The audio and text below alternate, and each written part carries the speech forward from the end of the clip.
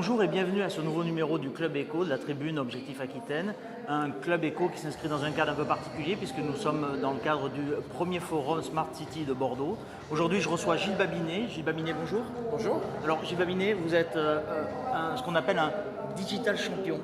Alors un digital champion, c'est quoi exactement? Alors c'est un représentant de la France auprès de la Commission européenne, mais je ne suis pas rattaché au gouvernement français, je suis exclusivement rattaché à la Commission. L'idée de la Commission, c'est de bénéficier d'une sorte de voie alternative pour comprendre ce qui se passe dans chacun des pays européens à l'égard du numérique. Il ne s'agit pas pour vous de faire une sorte de lobbying très franco-français auprès de la Commission européenne pour rapatrier, pourquoi pas, des fonds. Ouais, forcément, je suis sûr qu'on vous approche de temps en temps. Non, les gens imaginent que je suis très riche, mais c'est pas du tout le cas. C'est pas le cas. Non, c'est pas le cas. Et dites-moi, est-ce que sur le plan justement de l'économie numérique, est-ce que la France, on a l'impression aujourd'hui que c'est le cas, est-ce que la France est un champion? Alors, est-ce que la France existe d'un point de vue international sur cette thématique du numérique? Alors, la France est une place qui est en devenir. Moi, je ne dirais pas que c'est un des leaders. Mais depuis quelques mois, il y a plusieurs phénomènes qui se conjuguent. Il y a la French Tech qui est très visible à l'international. On voit aussi beaucoup les initiatives de Xavier Niel, la Freycinet et 42. Et puis, il y a ce qui s'est passé au CES qui a été quand même pas mal remarqué et qui aboutit à des résultats heureux qui sont que, par exemple, Cisco a décidé d'investir en France, ce qui n'était pas le cas auparavant. Donc, ça se passe plutôt bien. On a le sentiment qu'on s'est un peu décoincé, en fait. On s'est un peu décoincé. On doit régler un certain nombre de problèmes, par exemple le financement de l'innovation, qui n'est pas réglé.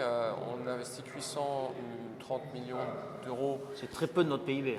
C'est très peu du PIB, à comparer avec 47 milliards de dollars pour les États-Unis. Donc, même si c'est un pays qui est plus gros, la proportion n'y est pas, quoi.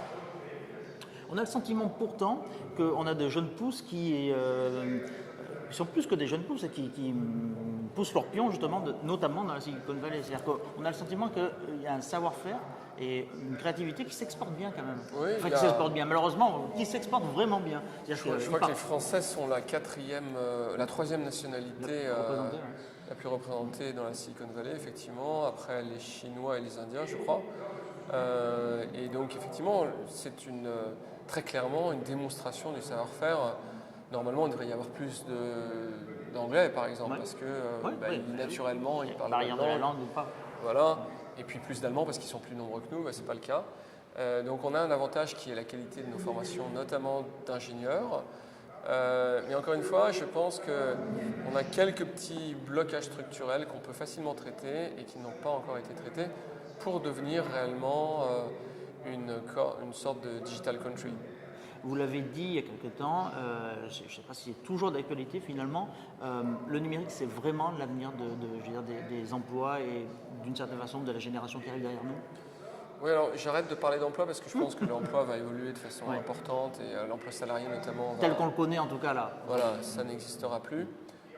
Pour autant, soit on devient vraiment un pays numérique, soit je pense qu'on sera effacé de l'histoire d'une manière ou d'une autre. Et notre histoire, c'est plutôt une histoire qui est empreinte de modernité, donc il n'y a pas de raison qu'on n'y aille pas.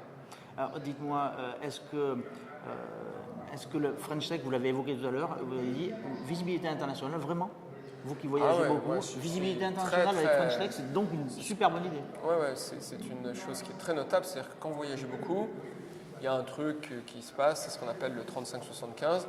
C'est-à-dire dès que vous rentrez dans un déjeuner un peu institutionnel et tout ça, les gens vous disent « Ah ouais, la France, 35 heures, 75% de taxes. » Et ça s'est un peu calmé et ça s'est fait remplacer par notamment la French Tech. Qu'est-ce qui a été remplacé, 35 ou 75 75, ça a disparu.